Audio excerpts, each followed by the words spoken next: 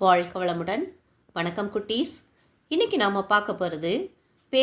விஜயலட்சுமி எழுதிய சிவப்பு கம்பளம் என்ற ஒரு குட்டி கதை. இது நடுநிலையிலான மாணவர்களுக்குரிய கதை. வாங்க கதைக்குள்ள போகலாம். லதா, கீதா இருவரும் அக்கா தங்கை. ஒரு சிவப்பு கம்பளம் பறந்து வந்தது. இருவரும் அதில் ஏறிக்கொண்டனர். சிவப்பு கம்பளமே, அதோ அந்த மலையிடம் போ என்று லதா சொன்னாள். சிவப்பு கம்பளம் வேகமாக பறந்தது. மலையில் இறங்கினர். சுற்றி பார்த்தனர்.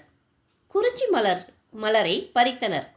சிவப்பு கம்பளமே, அதோ அந்த காட்டுக்கு போ என்று கீதா சொன்னாள். கம்பளம் வேகமாக பறந்தது. காட்டில் இறங்கினர். கொய்யாப்பழங்களை பறித்தனர். காட்டு விலங்குகள் சத்தம் கேட்டது.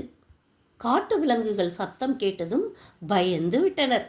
உடனே, சிவப்பு கம்பளமே, அதோ அந்த சமவெளிக்கு போ என்று லதா சொன்னாள். சமவெளியில் இறங்கினர்.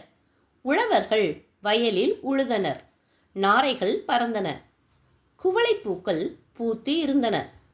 சிவப்பு கம்பளமே, அதோ அந்த கடற்கரைக்கு போ என்று லதா சொன்னாள். கடற்கரையில் இறங்கினர். கடல் அலையை ரசித்தனர். மீனவர்கள் மீன் பிடித்தனர்.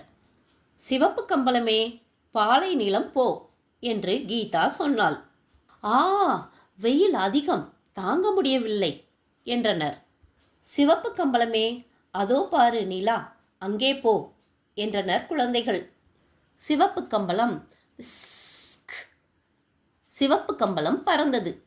நிலவில் இறங்கியது.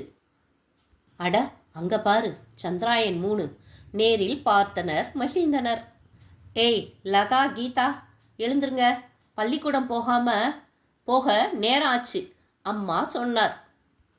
குழந்தைகள் பாயை சுருட்டினர். நேற்று இரவு அம்மா சொன்ன கதையை நினைத்தனர். நினைத்து சிரித்தனர். என்ன குழந்தைகளே, இந்த கதையிலேருந்து நம்ம என்ன தெரிஞ்சுக்கிட்டோம் தெரியுமா? குறிஞ்சி, முல்லை, மருதம், நெய்தல், பாலை என்ற 5 நிலங்கள் இருக்கு. ஒவ்வொரு நிலத்துலேயும் என்னென்ன தொழில்கள் செய்கிறாங்க, என்ன பொருட்கள் கிடைக்கும் அப்படின்றத நம்ம தெரிஞ்சுக்கிட்டோம். நன்றி குழந்தைகளே.